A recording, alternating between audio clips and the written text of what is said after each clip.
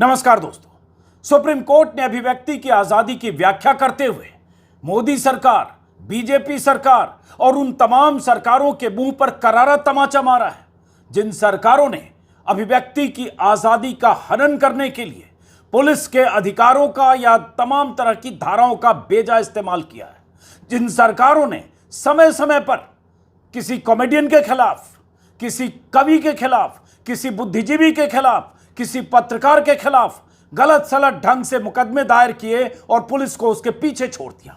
Supreme court ने कल कहा है, कांग्रेस सांसद इमरान प्रताप गढ़ी की एक कविता को लेकर जो गुजरात पुलिस ने उनके खिलाफ एफआईआर दर्ज की थी, उस एफआईआर को रद्द करते हुए सुप्रीम कोर्ट ने कहा है 75 साल का लोकतंत्र इतना कमजोर नहीं कि कविता कॉमेडी से दुश्मनी फैले।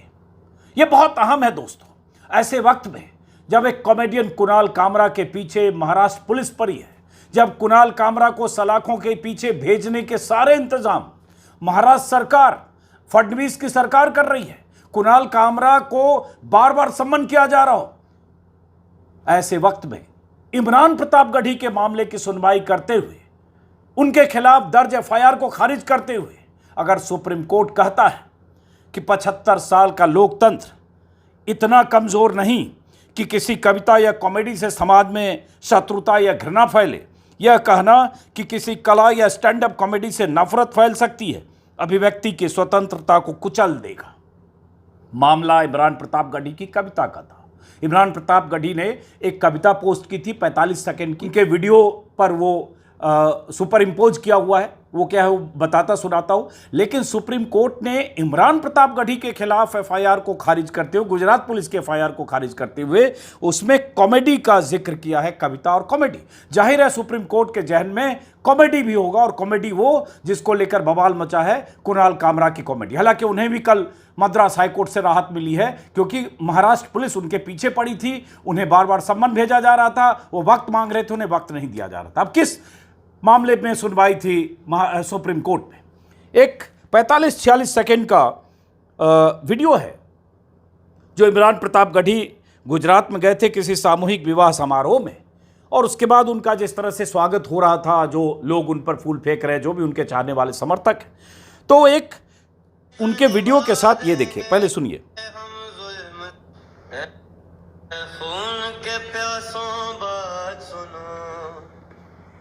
गर हक की लड़ाई जुल्म से ही, हम जुल्म से इश्क निभा देंगे, हम जुल्म से इश्क निभा देंगे।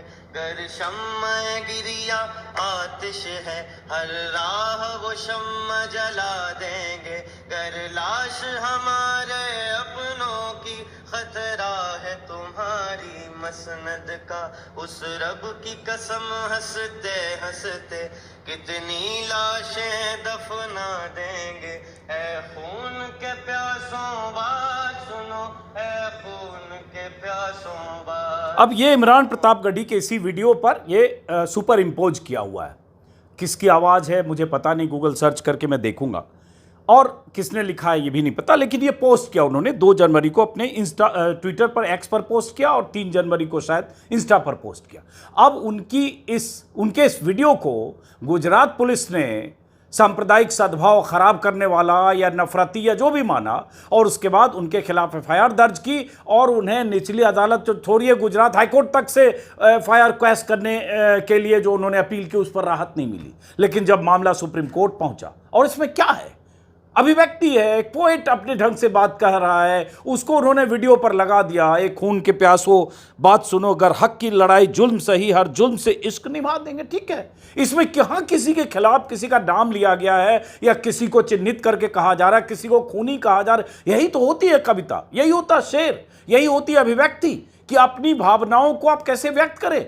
किसी का इसमें वीडियो नहीं लगा हुआ, ऐसा तो है नहीं कि प्रधानमंत्री नरेंद्र मोदी का वीडियो लगा के उसके बाद उस पर यह चिपकाया है, ऐसा भी नहीं। अमित शाह का वीडियो लगा हुआ है, योगी आदित्यनाथ का लगा, गुजरात के मुख्यमंत्री का वीडियो लगा है। इमरान प्रताप गढ़ी ने अपना वीडियो जो वो लोगों के बीच जा रहे हैं, उस वीडियो के ऊपर ये सुपर इम्पोज किया हुआ है, और इस पर बवाल इतना कि जैसे बस चलता तो गुजरात पुलिस गिरफ्तार कर लेती इमरान प्रताप गढ़ी को।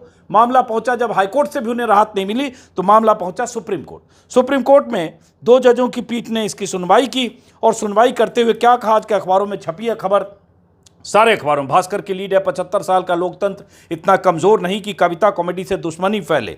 अमर उजाला में अभिव्यक्ति की स्वतंत्रता की रक्षा जरूरी, इसके बिना सम्मानजनक जीवन संभव नहीं।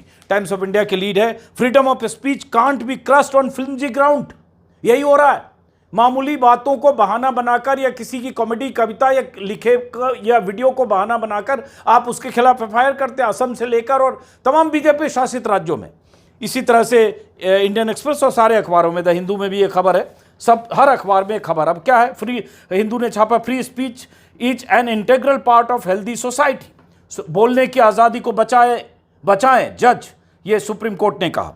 अब इसमें है, कोर्ट ने कहा कि 75 साल बाद भी पुलिस संविधान में दिए मूलभूत अधिकारों को नहीं समझती या उनकी परवाह नहीं करती है। पुलिस के लिए कहा गया, उन राज्यों की पुलिस के लिए जो ऐसे मामलों में एफआईआर दर्ज करती है, चाहे महाराष्ट्र हो चाहे गुजरात हो। सुनवाई भले गुजरात के मामले की थी, लेकिन कॉमेडी का जिक्र किया है, इसको पॉइंट नोट किया जाना चाहिए। जिस कविता को लेकर केस है उसे पढ़ने से स्पष्ट है कि किसी धर्म, जाति या समुदाय के खिलाफ कुछ नहीं कहा गया। यह सुप्रीम कोर्ट ने कहा है। कोई शब्द नफरत या वैमनस्यता नहीं फैलाता। कविता शासकों को बताती है कि अधिकारों के लिए संघर्ष में अन्याय है तो सामना कैसे हो, इससे अशांति नहीं होती, इसलिए बीएनएस की धारा 196(1) लागू नहीं होती। कोर्ट ने कहा अन्य धाराएं भी अप्रासंगिक है। कोर्ट ने साफ साफ माना, जो मैंने आपको वीडियो में कहा कि भाई ये किसी धर्म, समुदाय, शासक के खिलाफ नहीं है, इसमें कोई वैमनस्यता नहीं है, इसमें नफरत की बात नहीं है, इसमें संघर्ष की बात है, जज्बे की बात है, विरोध की बात है, आलोचना की बात है, अपने हक के लिए लड़ने की बात है, हौसले की बात है। इसमें कहां मिर्ची लग गई, कहां इतनी दिक्कत हो गई कि आप इस पर मुकदमा करके पुलिस पीछे छोड़ते और हाईकोर्ट तक उन्हें राहत नहीं देती। और वही कुणाल कामरा के केस में हो रहा है। कुणाल कामरा ने कॉमेडी में गद्दार क्या कह दिया और वो क्या सुनाया, मैं कई बार बता चुका हूं। और जो उन्हें कहा जा रहा शिंदे को, शिंदे का नाम उसने भी नहीं लिया, लेकिन तोड़ फोड़ से लेकर हंगामा मचा है। इसमें बहरहाल इसमें पीठ ने कहा, जस्टिस अभय ओक और जस्टिस उज्जवल भुइयां की पीठ ने, कि कलाकार, साहित्यकार का अधिकार इस आधार पर खत्म नहीं कर सकते कि उनकी अभिव्यक्ति कितनी लोकप्रिय है। लोकतंत्र में विचारों का मुकाबला विचारों से होना चाहिए। बहुत अहम बात सुप्रीम कोर्ट ने कही है कि लोकतंत्र में विचारों का मुकाबला विचारों से होना चाहिए। आप विचारों का मुकाबला एफआईआर से और सलाखों से नहीं कर सकते कि आपके खिलाफ और चमचे चाटुकार क्या क्या बोल रहे हैं। संसद में रमेश बिधूरी किसी सांसद को, विपक्ष के सांसद को, बीएसपी के सांसद को मुल्ला, कठमुल्ला और आतंकवादी कह दे रहा, उस पर कुछ नहीं हो रहा है। बाहर बीजेपी के नेता, मंत्री, सांसद पता नहीं क्या क्या कहते हैं, मरने मारने की बात करते हैं, वहां कुछ नहीं होता है। लेकिन एक अगर विपक्ष का कोई नेता या मोदी सरकार या मोदी की सत्ता पर तंज करने वाला कोई कॉमेडियन अपनी बात कहता है तो उसका जीना मुश्किल ये लोग कर देते हैं। सुप्रीम कोर्ट ने कहा लिखित मौखिक शब्दों के प्रभाव का आकलन दृढ़ और साहसी व्यक्ति के मानक पर होना चाहिए, कमजोर मानसिकता वाले लोगों पर नहीं। ये भी कहा सुप्रीम कोर्ट ने, कभी कभी जज शब्दों से सहमत नहीं होते पर उन्हें अभिव्यक्ति की आज़ादी की रक्षा करनी चाहिए। यह स्वस्थ लोकतंत्र का हिस्सा है, इसे संकीर्ण मानसिकता से प्रभावित नहीं कर सकते। कहें तो एक तरह से गुजरात हाईकोर्ट ने जो राहत नहीं दी इमरान प्रतापगढ़ी को एफआईआर क्वैश करने को लेकर, उसके लिए भी कहा गया। और ये अपने आप में बहुत बड़ा स्टेटमेंट है सुप्रीम कोर्ट का कहना कि जज शब्दों से सहमत नहीं होते लेकिन अभिव्यक्ति की आज़ादी की रक्षा करनी चाहिए। यह स्वस्थ लोकतंत्र का हिस्सा है और ऐसा सुप्रीम कोर्ट बीते 4-5 सालों में कई बार कह चुका है अभिव्यक्ति की आज़ादी, फ्रीडम ऑफ स्पीच की व्याख्या करते हुए, लेकिन इनकी सेहत पर कोई फर्क नहीं पड़ता। ये पतित लोग हैं, इन्हें जो जिसकी बात पसंद नहीं उसके पीछे पुलिस छोड़नी है और तमाम तरह से उसे परेशान करना है, सलाखों के पीछे पहुंच जाए या परेशान होकर टूट जाए, ऐसी व्यवस्था करने की फितरत सत्ता में बैठे लोगों की। सुप्रीम कोर्ट ने कहा संविधान के अनुच्छेद 21 में दी गई गारंटी वाला सम्मानजनक जीवन लोगों या उनके समूहों के विचारों की स्वतंत्र अभिव्यक्ति स्वस्थ और सभ्य समाज का अभिन्न अंग है। विचारों और दृष्टिकोण की अभिव्यक्ति की आज़ादी के बिना संविधान के अनुच्छेद 21 में दी गई गारंटी वाला जीवन, फ्रीडम ऑफ स्पीच की बात करना और गारंटी वाला जीवन असंभव है। संविधान ने कहा कि सुनिश्चित करना कि कोर्ट का परम कर्तव्य है कि संविधान और इसके आदर्शों का उल्लंघन ना हो। और इसमें 17 जनवरी को गुजरात हाईकोर्ट ने जो उन्हें राहत नहीं दी थी उसी को इन्होंने चैलेंज किया था और एफआईआर रद्द करने की मांग की थी। इमरान प्रतापगढ़ी ने सुप्रीम कोर्ट को शुक्रिया अदा किया है कि इससे दूरगामी प्रभाव होंगे।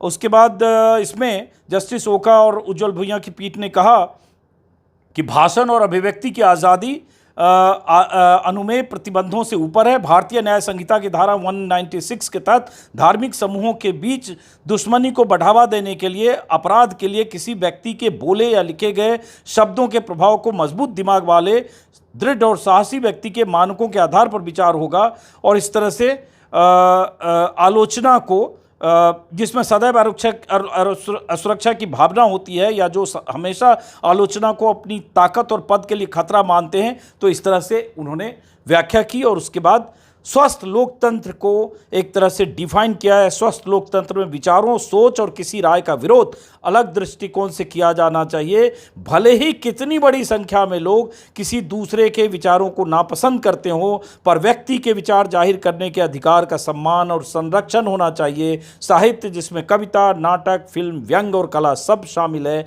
मानव जीवन को ये अधिक सार्थक बनाते हैं। बहुत बड़ी बात उन्होंने साहित्य की बात की, उन्होंने पोइट्री की बात की, उन्होंने थिएटर की बात की, उन्होंने फिल्म की बात की, उन्होंने कॉमेडी की बात की, उन्होंने सटायर की बात की, उन्होंने आर्ट फॉर्म की बात की। इन सब से मानव जीवन सार्थक बनता है, इसका संरक्षण और सम्मान होना चाहिए, ये सुप्रीम कोर्ट का कहना है। इस बीच आपको पता होगा कुणाल कामरा के मामले में महाराष्ट्र पुलिस ने उन्हें समन किया था, मुंबई बुलाया था। वो तमिलनाडु के एक इलाके में रहते हैं, लेकिन उन्होंने वक्त मांगा 7 दिन के लिए। महाराष्ट्र पुलिस ने उन्हें वक्त नहीं दिया। ऐसे किया जैसे बहुत बड़ा गुनाह किया हो, तुरंत सलाखों के पीछे कुणाल कामरा को भेजा जाना जरूरी है। कुणाल कामरा ने फिर मद्रास हाईकोर्ट में अपील की राहत के लिए। उन्होंने कहा कि उनकी जान को खतरा है, उन्हें धमकियां मिल रही है, इसलिए उन्हें महाराष्ट्र पुलिस के सम्मन के अगेंस्ट उन्होंने हाईकोर्ट में अपील की अंतरिम जमानत के लिए। तो महाराष्ट्र हाईकोर्ट ने मुंबई पुलिस द्वारा दर्ज एफआईआर में 7 अप्रैल तक उनको इंटरिम बेल दे दी है। और उसके बाद जस्टिस ने कहा कि कुणाल ने सिद्ध किया है कि धमकियों के चलते महाराष्ट्र कोर्ट में नहीं जा सकते, इसलिए उन्हें अंतरिम सुरक्षा दी है। बहरहाल मैं फिर कहूँगा, अभिव्यक्ति की आज़ादी की ऐसी व्याख्या सुप्रीम कोर्ट समय समय पर करता रहा है। जस्टिस जो पिछले सीजेआई थे, उनकी अदालतों में भी कई बार ये मामला गया था, और बाकी जो जजेज रहे समय समय पर उन्होंने भी कई बार फटकार लगाई, कहा है कुछ जज तो रिटायर कर गए बोलते बोलते, जस्टिस जोसेफ जैसे जज।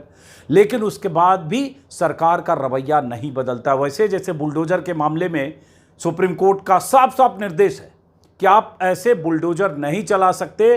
कोई आरोपी है, उसके घर पर उसके परिवार और उनका कोई गुनाह नहीं है, बुलडोजर भेजकर आप ऐसे नहीं कर सकते। उसकी गाइडलाइन बना दी सुप्रीम कोर्ट ने नवंबर पिछले साल, जस्टिस गवई की बेंच ने। उसके बाद अभी पता चला, 5 दिन पहले खबर आई जब महाराष्ट्र में नागपुर में बुलडोजर चलने लगा, किसी को आपने फहीम खान को मास्टरमाइंड घोषित किया, उसके घर बुलडोजर भेज दिया और कुछ आरोपियों के घर। और उसके बाद नागपुर हाईकोर्ट ने उस बुलडोजर को रोका और उसी दिन सुप्रीम कोर्ट से फटकार लगी कि ये इस तरह का बुलडोजर चलना गलत है। और उसके बाद ऐसे अधिकारियों को अपने खर्चे से मकान बनाना पड़ेगा, जिसका आपने बुलडोजर से मकान ढाहा है, उसके परिवार का किसी का कोई कसूर नहीं है। बुलडोजर हाथ में लेके बुलडोजर चला के आप कानून को नहीं कुचल सकते। लेकिन उसके बाद भी सरकार की फितरत पर कोई फर्क नहीं पड़ता। फिलहाल सुप्रीम कोर्ट के इस फैसले के बाद देखते हैं क्या कुणाल कामरा को राहत मिलती है अदालत से। उनके खिलाफ जिस तरह से महाराष्ट्र सरकार पूरी तरह से लगी हुई है, क्योंकि इस मामले में सुप्रीम कोर्ट ने कॉमेडी का भी जिक्र किया।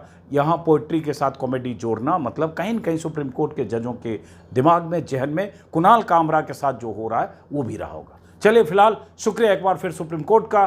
फिर मुलाकात होगी। अभी मैं अचानक कहीं जा रहा था, अखबारों में नज़र पड़ी, कल ये खबर देख नहीं पाया, तो मुझे लगा कि अपनी बात आप तक पहुंचानी चाहिए। अदालत ने जो कहा है उससे आपको भी अवेयर होना चाहिए। नमस्कार।